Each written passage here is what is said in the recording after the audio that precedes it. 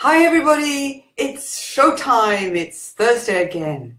And this week is my first week back on live showtime doing a video because I have been off in Zoom sickland or somewhere like that. Anyway, I am back now and I'm so excited to be here again, chatting with you on this very fascinating topic of self-discipline. And I wanted to talk about self-discipline because I know a lot of people still struggle with being disciplined and making things work for themselves, getting that time management together. And a lot of people still see, who we got on? Oh, Joy and Jula, thank you so much for joining me. And yes, so it's a very hot topic, how to get self-discipline and use it as a driving force for you in 2018. And this is what we're going to be getting into tonight. So if you're catching the replay, that's fantastic. Thank you for joining me and welcome. Victoria, yay, over in the Green Isle.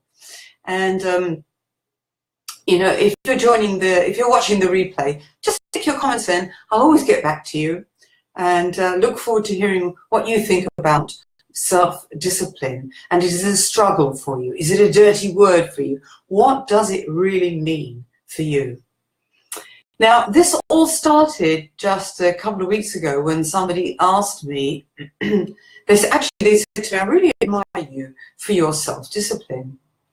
And then they started to tell me how hard they find it to discipline themselves, to get their jobs done, to get their tasks done, to make things, to manage their time well, and that they write lists at night, and in the morning they try to go through them, but they've got no energy, or they don't enjoy what they're doing, or they're not loving what they're doing, and they're struggling with it.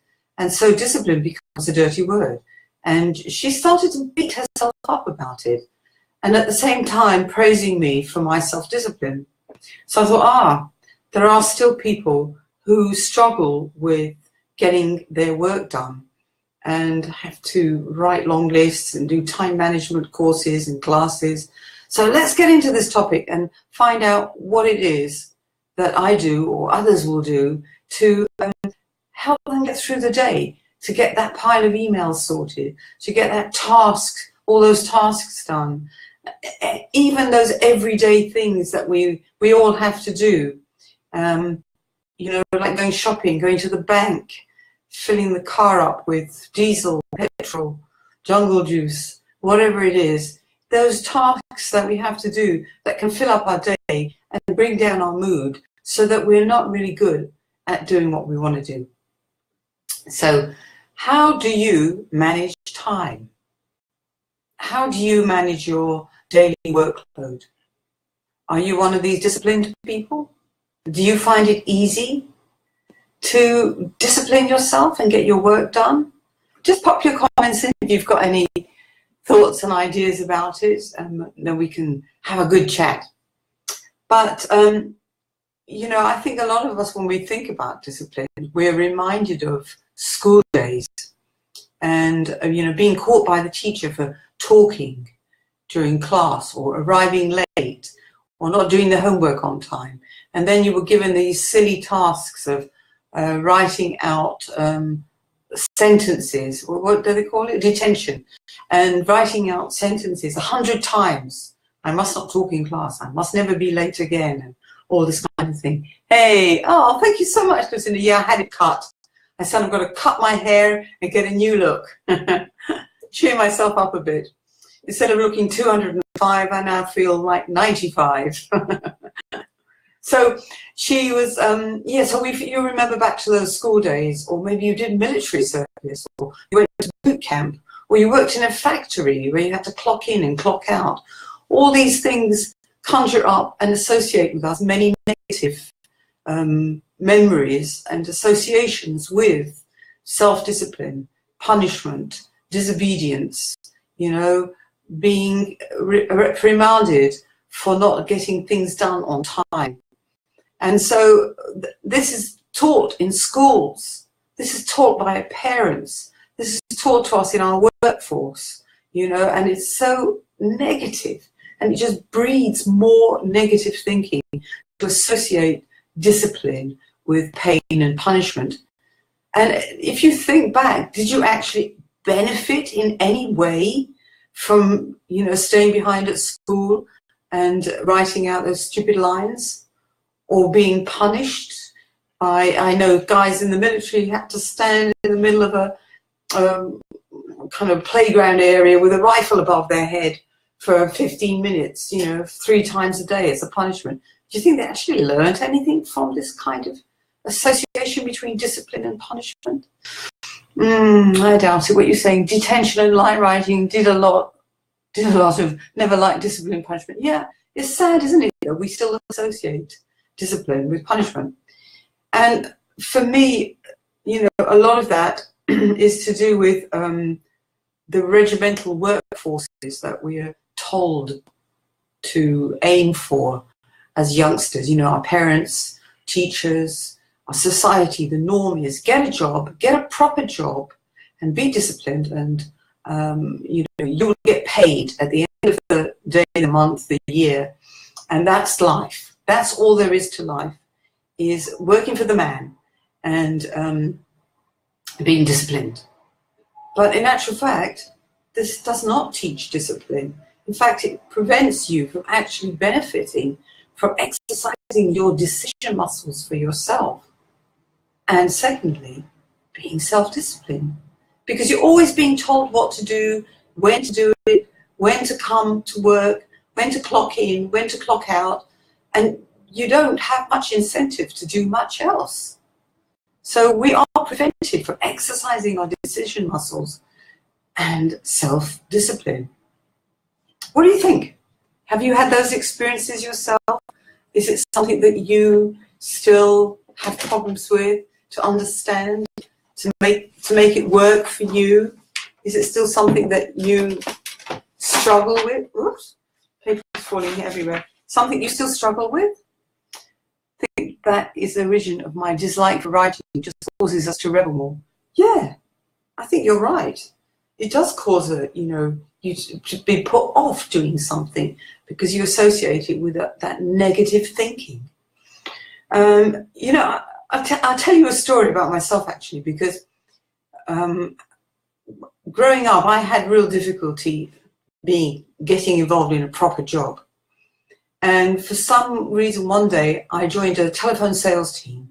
And I went to work, and I thought, this is going to be good. I'm going to work. I'm going to go into the office at 9:30. Well, I lasted until 11:30 when there was a tea break. The English like their tea breaks. There was a tea break, coffee break, whatever it was. And, I left the building and I never came back. I just could not bear to have somebody walking behind me, telling me what to do, showing me how to pick up a phone, telling me what time I had to finish, what time I had to get things done. And I never went back. And I never took another proper job again in my life. I was 19 years old. And people criticized me and judged me for it. They said, you've got no discipline. You don't know what responsibility is. You've got no concentration. You'll never be good at anything if you can't sit down and discipline yourself and do a proper job. And I thought, well, yes, I'm rebelling. Yes. And, I'm avoiding doing a proper job. Well, that sounds quite wise to me. That sounded quite sensible for my kind of personality. And, the thing was that I was teaching myself music at that time. I was sitting down every day, running scales, listening to the greats, copying them, learning from others. I was disciplining myself to start something that I loved, which was music. I was studying. I was self-studying. That required a great deal of discipline. What we're saying here, I think that is the origin of, discipline is a purposeful, persistent flow, a path to achieve and reach our goals. Yeah, good way to put that. And it was for me, studying the music, sitting down and learning every day doing those scales again and again, repeating it. And it required discipline. It required me to be disciplined. And, you know, people tried to put me off. Loads of people tried to put me off and say that it was negative, what I was doing, that I'll never be good at it, you know, and all those hours of practice when I could be getting a proper job and being paid for it. Well, actually, what I did then to earn money, because obviously I needed money, was I went out and sold door to door. And I liked the freedom of that. I liked going door to door and knocking on the door and coming up with some crazy idea to sell. What I was selling was shirts. I was selling paintings on wooden boards, and you know, and I had fun doing it. And I had freedom. And when I sold, I made money. When I didn't, I didn't make any money. So I had that incentive to go out there and do it. Now, it suited my personality at that time. But a lot of people criticized me and judged me for being irresponsible, that it wasn't a proper job, that I would only come to no good. Negative thinking.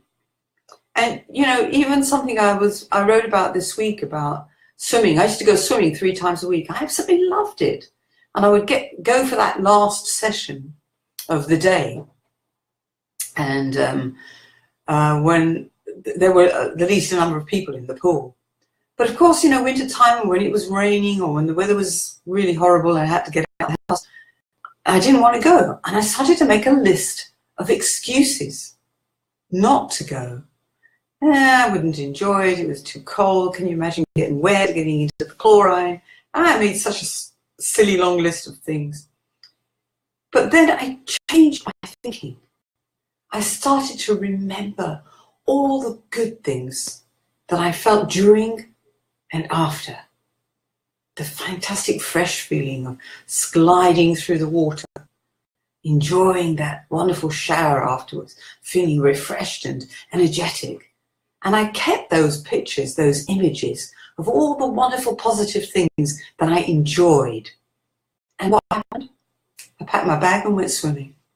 And that was the key thing for me, was creating those positive images in my mind. And that's what I can really say, is that's the key of it all, is capturing what you love, what you enjoy, what makes you happy, keeping that positive mindset.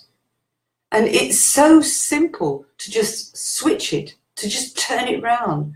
And yet so few of us do that because we've had all this negative association with discipline, and you know, you can't step outside of the box, and you know, don't exercise your decision muscles, let somebody else do it for you. And self-discipline, nobody has that, nobody can do that. But hey, you can if you start seeing the good things in it. So what we're saying, how to distinguish obsession from discipline? Ooh, what a good question.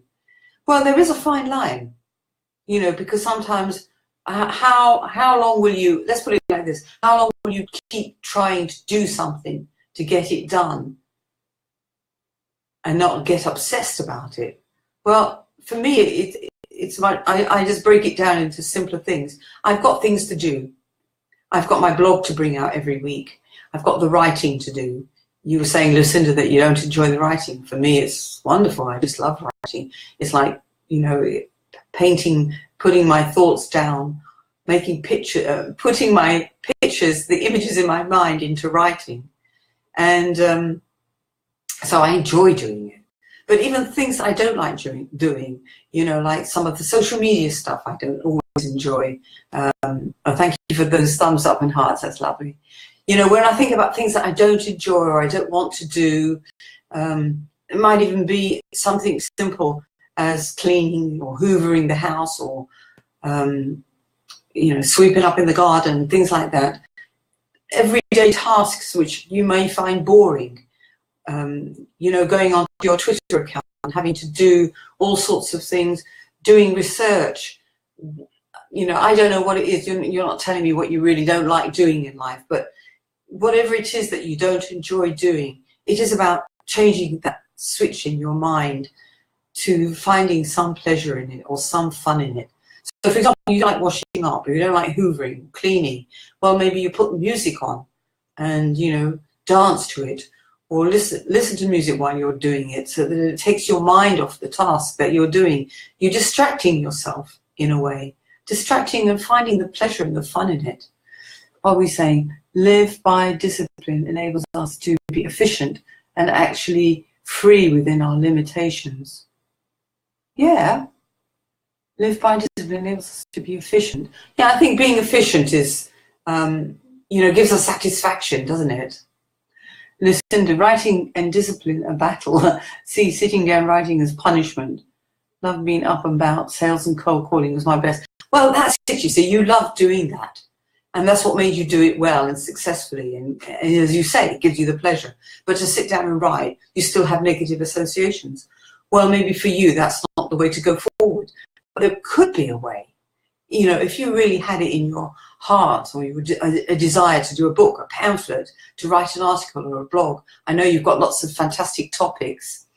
Lucinda, you talked about guilt today. What a wonderful big topic that is. And by, you know, you put your thoughts together, you make notes, don't you? You must make some notes. You must have some connection between pencil and, or maybe writing, some sort of writing device. And, but, you know, there is a very strong connection between the brain and your writing device. With me is my pencil, one of my pencils. Something special happens. I don't know. Have you never thought of that? Have you never found that? Is that something that not clicks with you? Yeah. Well, you see, it is about finding what you love. And all of us who are running our businesses, you know, our entrepreneur businesses, our coaching businesses, our mentoring, you know, we have a service or a product to sell, to share with the world, something good, you know, of value. Then if your heart is not in it, if you're not loving what you are doing, how can that work for you? How can you really spread the good message, the good value? How can you make that offer that draws people to you if you don't love what you're doing? Write all over my walls. Well, there you go. You write on your walls. You're an expressive, creative writer. I love that. Yeah, it's your way of doing it. It's your way of finding the joy in writing, because obviously that association you have from your past about writing and, you know, punishment. You know, I certainly have that with other things that I do, where I get very frustrated, my patience runs out, because I think I'm not good at it. And so how do I get over that?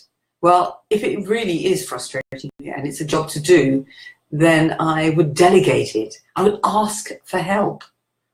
And that is a kind of discipline too, is recognizing when you know, you're frustrated by something or you can't do something, so you ask for help. Asking for help is a gift. Just like exercising those decision muscles. You make a decision, you can say to yourself, well, I've tried, it's not working. I'm not getting this out the way I want to get it out. So what can I do? I make a decision. I'm going to make a decision either to delegate it to somebody else or to leave it for the following day. Is there pressure on me to get it done? Yes, well then I will delegate it. If there isn't pressure, then I'll wait till the next day and see if some inspiration will come. Maybe I'll discuss it with somebody else to get motivated, to create a new image, to see the positive side of it. I think that's the way I would tackle it, you know. Last week when I was not feeling 100% and I knew, or I felt pressured to write my blog, to write an article, and it was a struggle. You know, things weren't working for me. Victoria, wish I had enough discipline to write my blog more often. I enjoy it when I actually get off my proverbial butt. Oh, Victoria, you write so beautifully, you know, and maybe that's what you need to hear more often, is how good your writing is. And I know you have your struggles and they're very real, but your writing is absolutely brilliant. And you know, when you do write, you know that you see those responses. Yes, it's your proverbial butts, you people from Hull, I don't know.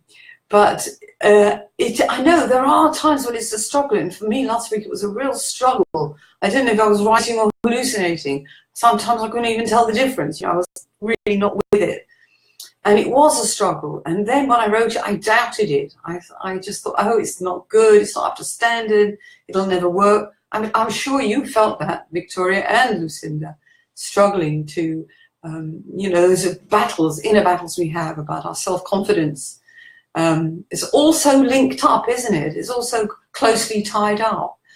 And tiredness, exhaustion, ill health, poor health, feeling, guilty, feeling shameful, feeling negative, all these things that we've been talking about, they really can bring us down and stop us. And then sometimes what I do is I say, I'm so grateful I'm here.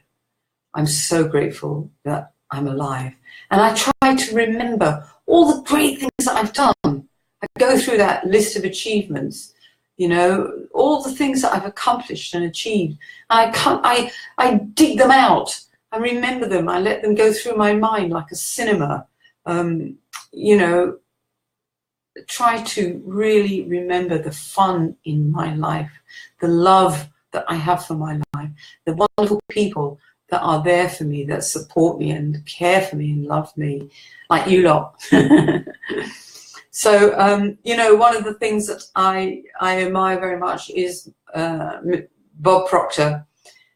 He's practical, he's straightforward, he's to the point. He's an old boy, he's from a very old school of thinking, but for me it works. And one of the simple things he says is, discipline is giving yourself a command and following it up with an action. Giving yourself a command and following it up with an action. Great. It's so simple. And I would add to that is to find the joy in it, the pleasure in it, find the fun in it, even if it's laughing at yourself and the funny little things that you do and say. Remember those things, because I think that is really key. So I would say, don't be petty, be disciplined. Don't be petty, be disciplined. See the good, see what good you will offer. Victoria, you write so well about your situations and what you're experiencing, and you write so honestly, and it really touches me to read what you say. And I know it takes a great effort from your side, great energy, but when you do it, it's wonderful, and you hear those rewards. So keep picturing those wonderful positive things. This week I was looking for some quotes from more well-known people, and unfortunately all I could find about self-discipline was so many negative things, that if you don't do it, this whole thing about punishment. And then I found something by Clint Eastwood, the actor and director, and he wrote, self-respect leads to self-discipline. When you have both firmly under your belt, that's real power. So self-respect and self-discipline, I think that's true. I think that you respect yourself and you give yourself a little discipline to achieve what you want to achieve, to start that blog again, Victoria. Lucinda, to keep doing what you're doing, that's fantastic work, supporting people who suffer so much.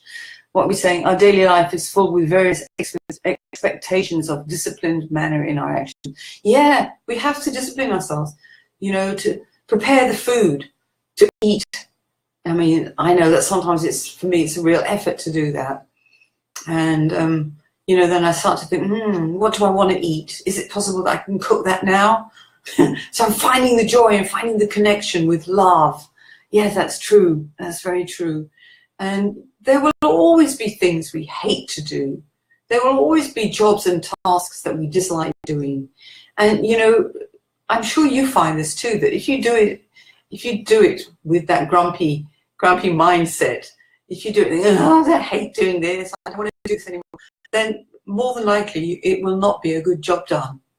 But if we do it and say, well, I hate doing this, bloody washing up, or writing out emails to hundreds of people, or promoting my business on LinkedIn, or however it is that we do, or writing that next blog, Victoria, then, find the joy in it, find the fun in it. Give yourself a command and get on with it. Just do it.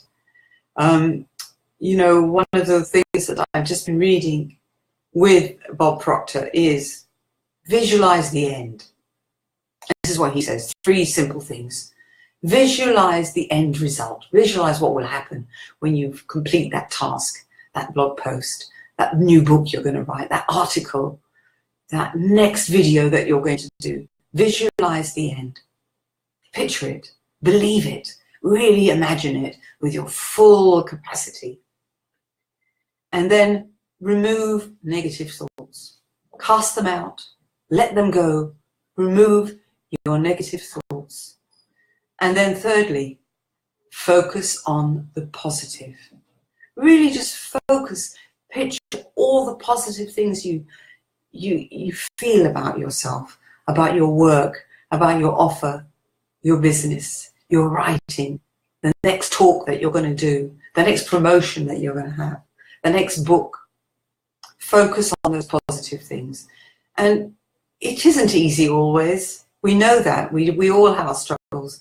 But sometimes it is about just, shaking yourself up and saying, I can see the results. I believe in what I do. I know what I do is good, and I'm going to go for it and go for it.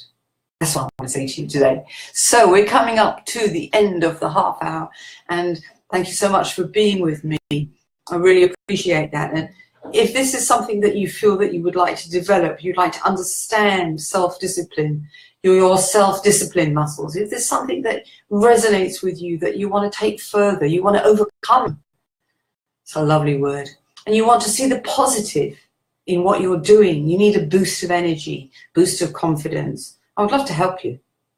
I've got lots of experience of self-discipline.